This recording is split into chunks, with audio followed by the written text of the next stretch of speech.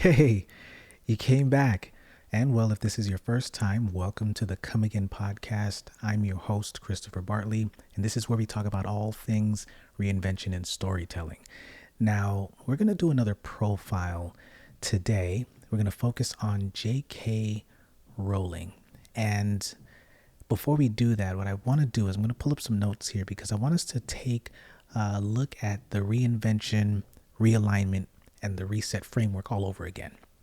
And the way that we're going to do that is if you can just recall that pyramid that I designed, where at the very bottom we deal with reinvention, which is the most philosophical part of the paradigm.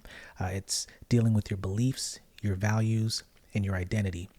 And then we go to the realignment level, which is the most strategic. And the reason why it's the most strategic is because it's dealing with your visions and goals, and it's the bridge between the reinvention and the third level, which is reset. And that's the most practical, which is dealing with your routines and your habits. So a way to look at this is the foundation. You have to start off with your beliefs. You have to start off with your values. You have to start off with who you believe you are as a person. What's your identity? And with that, then you can start stacking on, okay, now how do I align or maybe realign my goals, my visions, but really, you should really have one singular vision. And then you can, that can evolve over time. But then also on top of the realignment is, do I just simply need to reset some things? So that's where routines and habits come into play. Okay, so the reason why I want to take a look at that is because we're going to pivot over to JK Rowling, her life and the legacy that she has created for herself and for her offspring. I say offspring because I'm not sure if it's just one child that she has. So that was just a safe way of just kind of circumventing that, even though I just put myself out there. But here's what we're going to do. I'm just going to give you some stats, and this is not stats, but more so information about her. And then we can go into some lessons that we can extrapolate from her life experience so far. So you may not have known this, but J.K. Rowling was born Joanne Rowling, and I think her middle name is Joanne Catherine, like that K. I think it's Catherine, on July 31st, 1965, in Yate, Gloucestershire. I think that's how you pronounce it. Now, it's not Gloucestershire. I think it's Gloucestershire, England. And of course, we now know her as a renowned author, best known for the Harry Potter series. And here's a few things, though, that we're going to take a look at that really helped to shape that path that she went on. The first thing is looking at childhood. So she grew up in Gloucestershire and later in Chepstow, South Wales. And this is where she showed a deep interest in storytelling from a young age. And then when she attended St. Michael's Primary School and later Whiting School in college, she went on to study French and classics at the University of Exeter. All right, so now we've got kind of this early childhood, her education. This is where she started to transition now to an early career. So post-university, she worked in various jobs, including researcher, bilingual secretary for Amnesty International. I definitely didn't know that. And the idea, so this is key here, as we're coming from early life and education to now her early career stage, the idea for the Harry Potter series came to her during a delayed train journey from Manchester to London in 1990. Which is wild, because I think that I want to say that it was probably early 2000s when Harry Potter actually became very popular. And I guess we'll take a look at when it was actually published. I think it was late 90s, 97. But after her early career, she then had some struggles. And there are some things that she needed to do in order to reinvent herself. So during the early 1990s, Rowling faced numerous challenges, including the death of her mother, a brief marriage in Portugal, and returning to the UK as a single mother. Whew. All right, so I don't want to say baby mama drama, but there's some things that were going on here. And then she wrote the first Harry Potter book, which was Harry Potter and the Philosopher's Stone, while struggling with depression and living on state benefits. All right. Now, why is that important? Because before I share with you what I'm going to share with you next, there were some things, and I don't know the personal work that she had to do, but there had to be some things that she needed to do between her reinvention and maybe resetting. Maybe there's some routines or some habits that she had to tweak, but the middle piece, the realignment that bridges the gap between reinvention and resetting, between your most philosophical and your most practical phases or stages of the entire reinvention paradigm, was the vision and the goals. There had to have been some work done there. Because after several rejections, I can't remember how many specifically, but there were many rejections that she had. The book was published in 97 by Bloomsbury in the UK. So you're telling me that she had an idea that was planted, or that was really germinated in 1990, and 7 years later, going through the challenges that she went through, she finally was able to have this book published. And that's awesome. Now, it became a huge success, and the subsequent books broke numerous sales records. I mean, we already know that. The global phenomenon of this was where the series spans now 7 books. And has been translated into multiple languages, and has been sold over 500 million copies worldwide, right? Massive. And then there were the film adaptations. So we've got the book now adapted into highly successful film series, further increasing her fame and success. So what happens after, when we're talking about like beyond, so Rowling has written several other books, including The Casual Vacancy, I think that was in 2012, the Comrade Strike series under another name. So she had a pseudonym, Robert Galbraith. Yes. Or maybe it's Galbraith. She did some philanthropy, very similar to Robert Downey Jr., the profile that we did with him. Remember when he had that pivot into success, he transcended beyond just being an actor, and he had the spirit of giving back. Quite frankly, I think that is a large part. When you have settled into who you have chosen to become, who you've chosen to evolve into, if it's genuine, like, and it's because you're not doing it out of fear or out of hate, or but it's really because you're looking for a change, you're looking to see and to make a difference, you then become a philanthropic person. You give back. Yeah. All right. So she's been involved in various charitable efforts, notably founding Loomis, an organization working to end the institutionalization of children, which kind of aligns with, I would say, kind of sort of with the book series, just a little bit.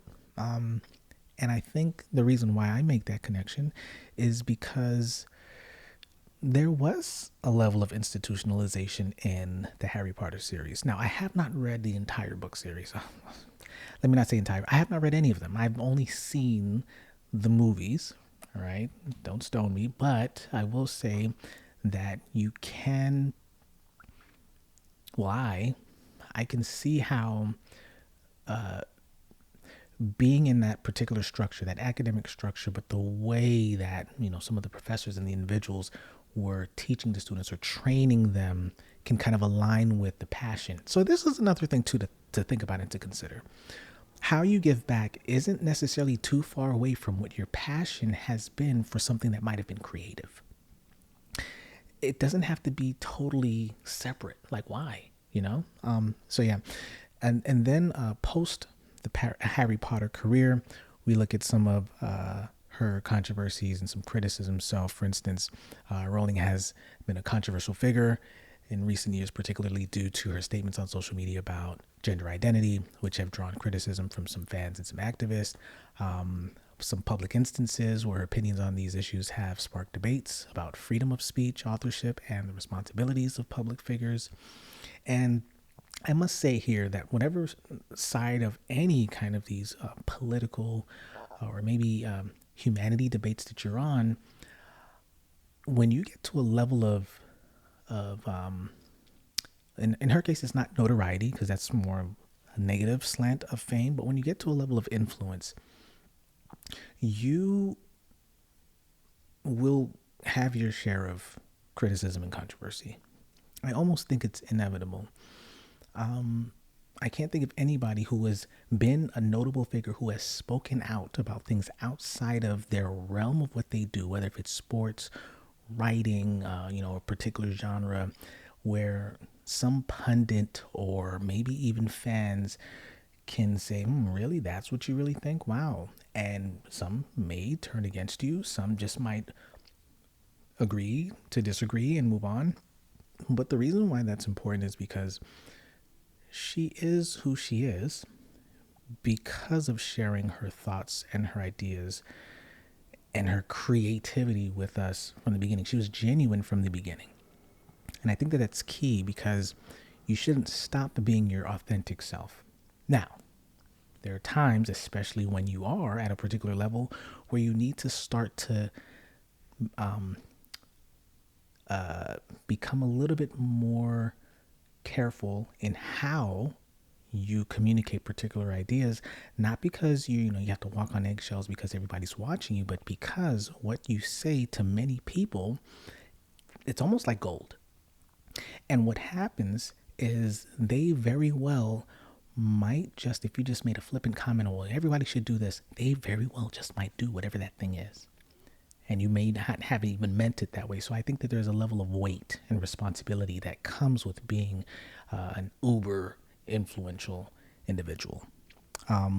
So yeah, you're going to have your fair share of controversies and criticism. The question is, are you still true to yourself? Because there's nothing that she has come across at this point that says, oh, wow, she needs to reinvent herself again.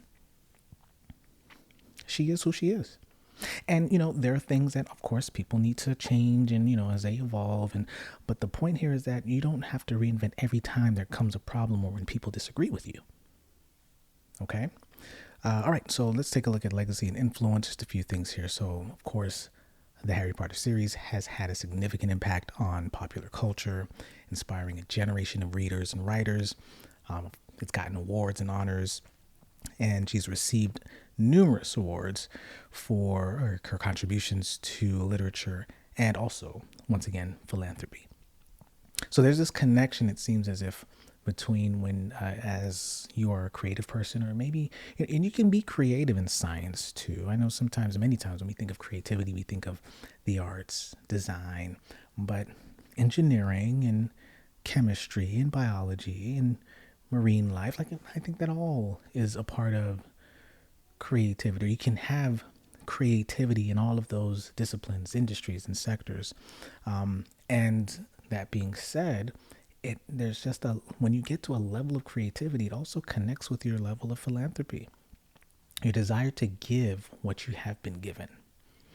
And so let's take a look here at a few of the lessons here. Okay. So I want to take a look at how, through the lens of reinvention, some of the things that you should pull away from JK Rowling's experience. The first is embracing challenges as opportunities for growth. Very similar to Robert Downey Jr. and how we talked about him also doing the same thing. This is probably going to be one of the most common themes that you'll hear, common lessons that you'll hear in many of the profiles that we do. So, for instance, Rowling faced numerous personal and professional challenges. We know this, including the death of her mother, the brief yet difficult marriage that we talked about, the individual that she met in Portugal, financial struggles as a single mother. And rather than being defeated by these challenges, Rowling used them as a catalyst for her creativity. I think that many times, we tend to overlook the, not just possibility, but the reality that how your situation pans out is really based on how you choose to leverage what you're in and what you're going through. It's a lot of words to say, as E.T. the hip hop preacher would say, recycle the pain. Take that pain and use it to your advantage. Leverage it. Why go through all of that and not get anything at the end of it? Right? And this is what we're talking about when it comes to embracing challenges as opportunities for growth. Like your part of your reinvention stage is really looking at, and you can remember, this is the most philosophical level, looking at how you view problems. I think it's the guy that wrote The Subtle Art of Not Giving an F. Mark Manson, I think his name is. He says you shouldn't live life trying to avoid problems. Your lens is warped when you do that. You need to expect that life will have problems, but what you're going to do is choose the kinds of problems that you'll have. So it's not that, you'll be problem free. That's not the goal. You will have problems, but what are those problems? That's like the quality, I guess, of the kinds of problems that you want to have. And solving those problems should improve your quality of life. I did a little clap there. Okay, so we also will take a look at, I'll finish this. So what this does is the adversity that she experienced informed her writing. It brought depth and authenticity to her characters and storylines, and it demonstrates the potential of difficult experiences to serve as sources of strength and inspiration, rather than just our obstacles. Okay. Next up, persistence in the face of rejection. So the first thing is the mindset, right? Embracing challenges as opportunities for growth. But that's just the beginning. What you also need to do is now you gotta, in the midst of it, have to push through. So, Harry Potter and the Philosopher's Stone was rejected by multiple publishers before being accepted by Bloomsbury. A similar individual who also had that kind of a narrative was Seth Godin. I think his first book that he published was rejected like 900 times or something like that, and he worked in the publishing industry. Now, I can't remember if he finally did get it published or if he decided to publish it his own. I can't remember how the story goes. But the point is, that's persistence in the face of rejection, not just in the face of hardship, but in the face of people actually telling you no. You need to, as much as you embrace the challenges for growth, you also now need to leverage, like you have to embrace, more than embrace, but to use, kind of like a lever, to use the word no to push you forward. So the persistence in the face of rejection is crucial for success, because these rejections that she faced were disheartening, but she didn't give up on her story, not just the Harry Potter story, but her story. And so her experience underscores the importance of believing in your vision and continuing to pursue your goals, even when others do not immediately recognize their value. So what this lesson does particularly, it becomes relevant in fields where rejection and subjective judgments are common. So anything from writing, any form of the arts, entrepreneurship, those are, and just one of many, three of many really, but you have to know, no pun intended, but you have to know that the no's will come. And when the no's come, it's not because you aren't good enough. It's not because you aren't worthy. It's because it's just part of the process. It's like literal growing pains. Many of us, I can't remember, but I'm pretty sure when I was growing, pretty sure my bones ached just a little bit. I don't know. Maybe they did. I can't remember. But I'm pretty sure when it came to some sort of growth, my teeth, old teeth, the baby teeth falling out, the new ones to come in, the gums got sore. Growth requires a level of pain. Rejection requires a significant level of pain that needs to be endured. And quite frankly, when you think about it, it goes back to the mindset. If you've never been rejected before, if you've never failed anything before, everything that you touched turned to gold. By the time you get 50 and you've never experienced that, you are heartbroken, you will rethink life. You will think maybe I need to reinvent, right? And I guarantee you that that's probably not what the issue is. The issue is that you've just never been told no before. You've lived a life on some level of entitlement that everything that you said was just gold. You always were dropping gems every time you opened your mouth, or everything that you did made the business, your business, or the company that you worked for profitable. You were just that person. Well, you only know what you're made of when life punches you in the mouth. And it doesn't have to be necessarily a no financially. It can be a no health-wise, where your body says, nope, we're not working in this manner anymore. True story, my knee is starting to say no to me, and I'm starting to feel it, especially when it gets very humid and when it starts to rain, and I feel like one of those people with like hip replacements that knows when the rain is about to come. Wow. Can you imagine? Crazy. Yes, it is a thing. Who would have thought? Who would have thought? Now, I'm taking care of myself, but the point is, rejection comes in all forms, and you got to be ready for it. Okay, here's the last lesson: the power of imagination and the reinvention that we're talking about. So, the idea for the Harry Potter series came to Rowling during a period of uncertainty in her life. Ooh, that's key. Listen here. Listen. Some of the best frameworks, even that I've created, came in the moments of uncertainty and hardship. Sounds like I said shipped, because I'm about to ship to some of these frameworks, yo. It's going to be bananas, but we'll talk about that some months down the road. What I'm telling you is that some of your best work, think about the musicians. Think about the musicians that have had the most hottest singles or records. Many times it comes after a heartbreak. Come on, y'all. You know what I'm talking about. And so for many of us, or many of you, a breakup is the best motivation to get fit.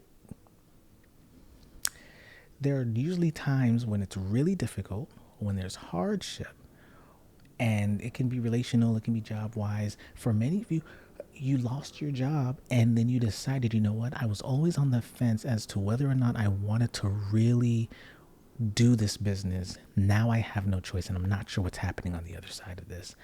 Now I'm going to do it. Like, wow.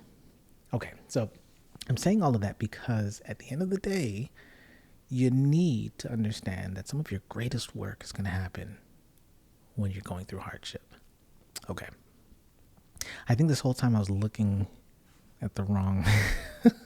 I think I was looking at the screen versus in the actual lens. Well, there's that. Okay. Now, here's the other thing. So her journey highlights the power of imagination and the ability to reinvent oneself. So her ability to transform her life situation into a narrative that resonated with millions worldwide shows how creativity can lead to significant change. Why is that key? It's key because that's how I view life. As a matter of fact, my personal mission in life is to help other people to see their life through a cinematic lens. I truly believe that many of us are living not as the hero, but as the supporting character in our own stories.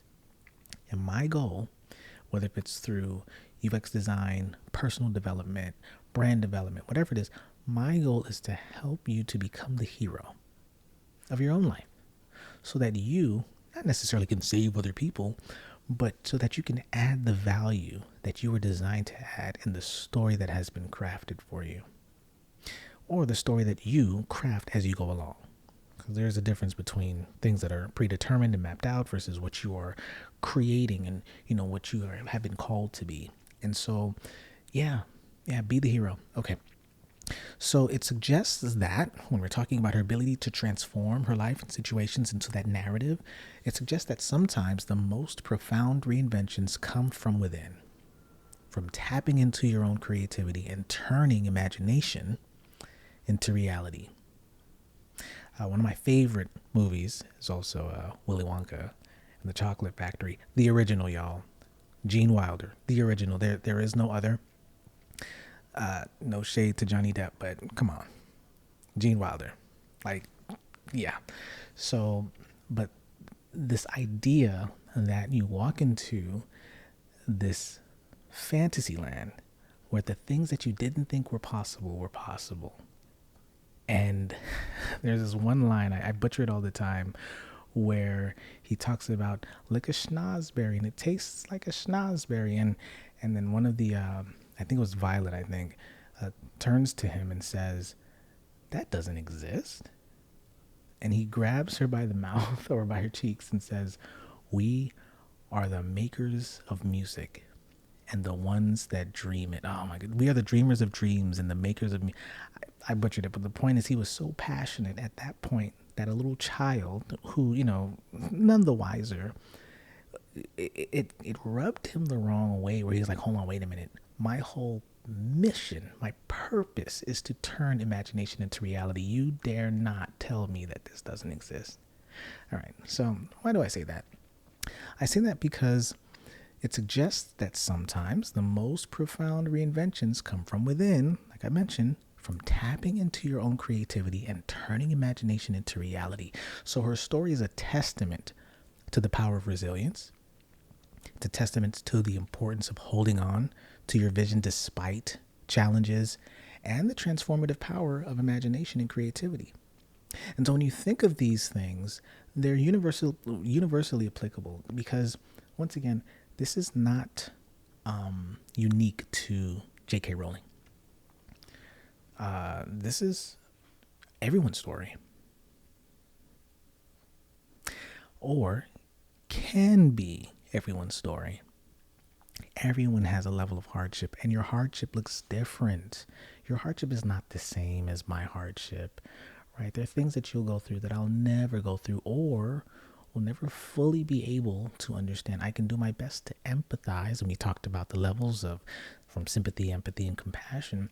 I can do my best to empathize where you're coming from, but at the end of the day, the things that you go through aren't going to be the things that I go through. Now, here's the beauty of it. There are going to be things that you do go through that other people may similarly have gone through, and then you now can be the beacon of light, the beacon of hope, to show them that it is possible to be okay on the other side, or not just to be okay, to thrive.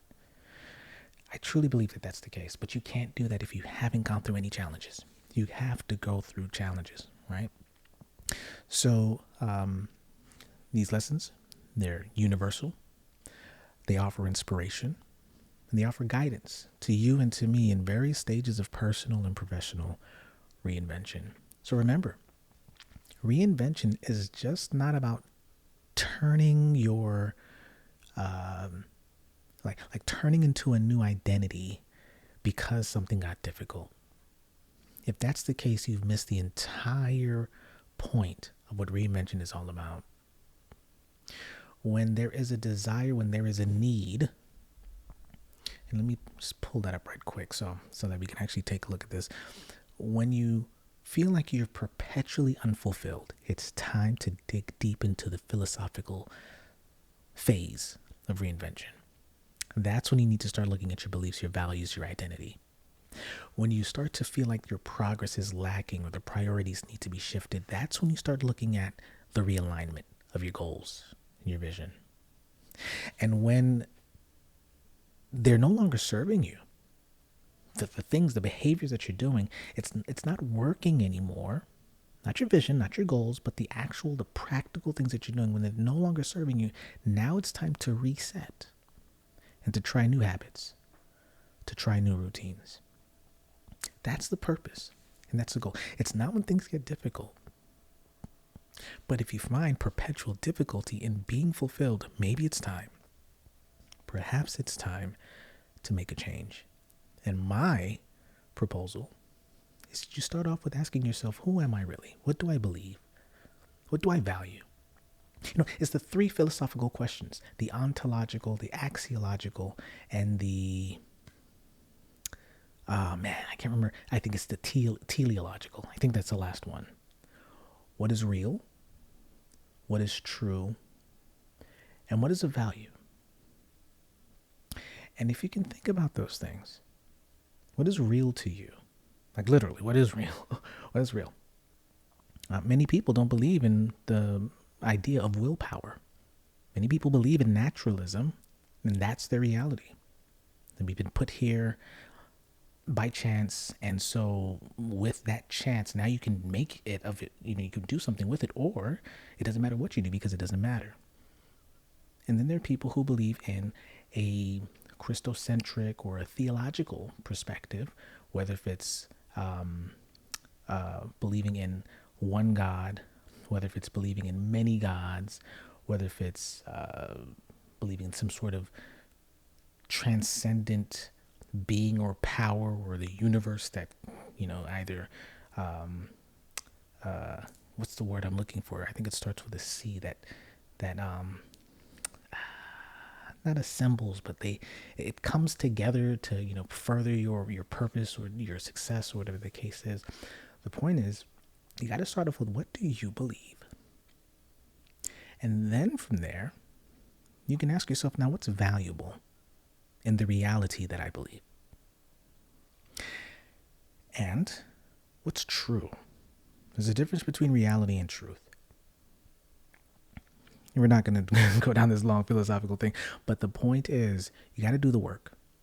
You have to do the work to determine, who are you now in this stage? Because if you are perpetually unfulfilled and you've looked at some of the habits and the behaviors and that's really not working, you've adjusted your goals and your visions and the strategic layer is not working, then you probably do need to do more than just rearrange the furniture. It's probably time to gut the entire house and to renovate. Okay. So that's it. We're going to continue to do profiles. I think that my goal, and this is really the setup, is me just pulling up public information. I mentioned this before, public information about an individual, walking through it. I'll have some of my personal experiences if I think that it's applicable, that I will also insert, but then just 3, maybe 4 lessons.